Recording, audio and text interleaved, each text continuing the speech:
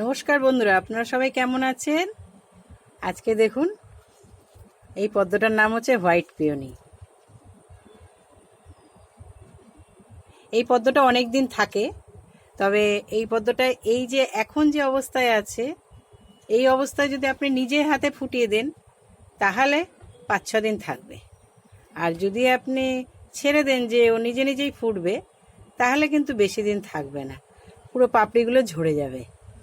আমি কি করি, আমি এই সময়তেই এই যে আস্তে আস্তে আমি পদ্মটাকে ফুটিয়ে দিই। নিজে হাতে ফুটালে 5-6 দিন এইরকম এত সুন্দরই থাকবে। এটার নাম হচ্ছে হোয়াইট পিওনি। দেখুন, ধীরে ধীরে আমি সব পদ্ম ফুটিয়ে দিই।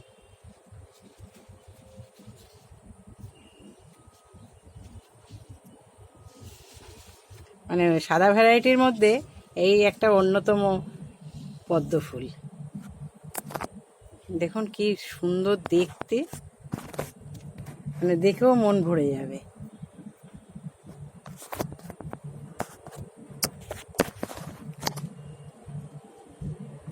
এই গাছগুলো যখন আমি রিপোর্ট করেছিলাম ফেব্রুয়ারি মাসে, তখন আমি ওই ভার্মি আর হাড়গুলো, তাছাড়া আমি কিন্তু কোনো খাবার দিইনি। দেখুন কত কুড়ি,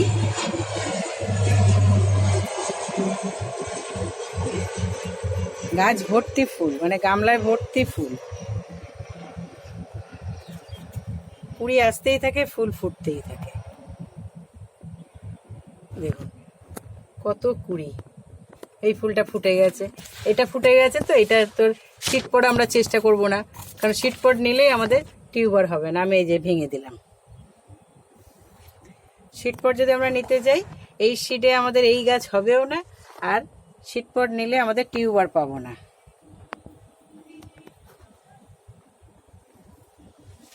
খাবার যদি আপনি দিতে যান তাহলে 10-26-26 আর হাড়ের গুঁড়ো 10-26-26, ওই 10-12টা দানা, আর হাড়ের গুঁড়ো হাফ চামচ দিয়ে একটা পেপারে পানের খিলির মতন করে, পানের মানে খিলির মতন করে মুড়ে পেপারের মধ্যে মাটি থেকে, এই যে গামলা রয়েছে এখানে, এই গামলা থেকে ঠিক এইখানটায় মাটিতে পুঁতে দেবেন খাবারের প্যাকেটটা 15 দিন বাদ বাদ। কিন্তু আমি সেটাও এবারে দিইনি। আমার এতদিন হয়ে গেল, দেখুন গাছের ফুল দেখুন।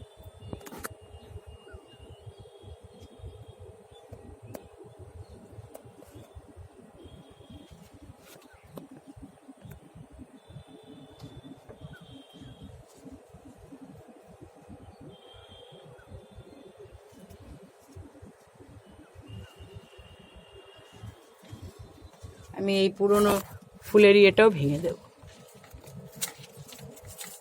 ফুলের স্টিকটা।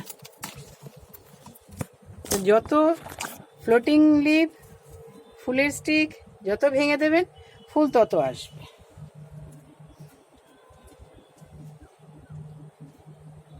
ফুল তত আসবে।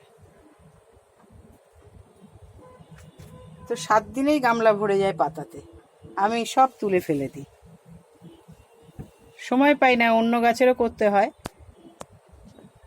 যখন কখন একটা সময় করে সব গাছের আমি গামলা খালি করে পরিষ্কার করে দিই।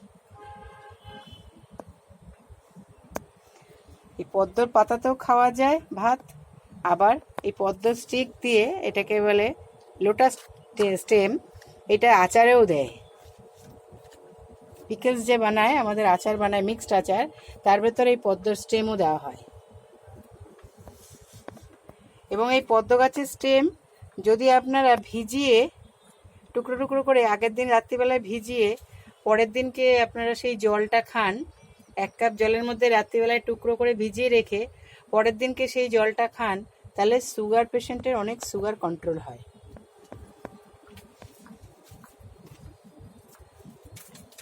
পদ্ম গাছের কোনো কিছুই ফেলা যায় না। দেখুন একটা পদ্ম আমার হাতে ধরবে না, এই দেখুন আমার হাতের থেকে অনেক বড়। আপনারাও করতে পারেন। সকালবেলায় বাগানে এসে এরকম একটা ফুল দেখলে মন তো ভরেই যাবে। আর তারপরে আবার যদি হয় পদ্ম। আমার এক একটা গামলাতেই এত কুড়ি দেখতে পাচ্ছেন, সব গামলাতেই মোটামুটি আমার এইভাবে কুড়ি ভরা।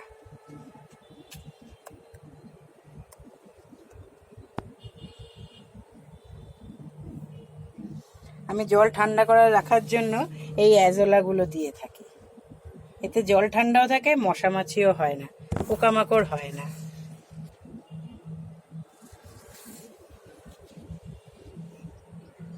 আপনারাও করুন। আপনাদের টিউবারের প্রয়োজন হলে আমার সাথে যোগাযোগ করবেন।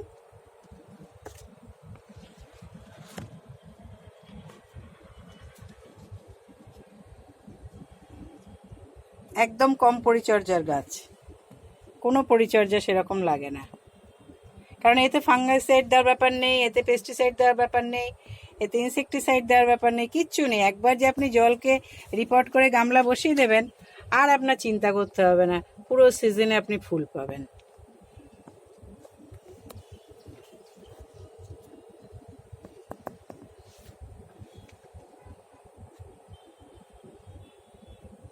আপনারা সবাই ভালো থাকবেন, সুস্থ থাকবেন।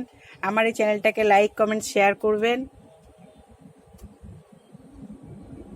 আপনাদের মতামত কমেন্টসে লিখবেন। অনেক ধন্যবাদ।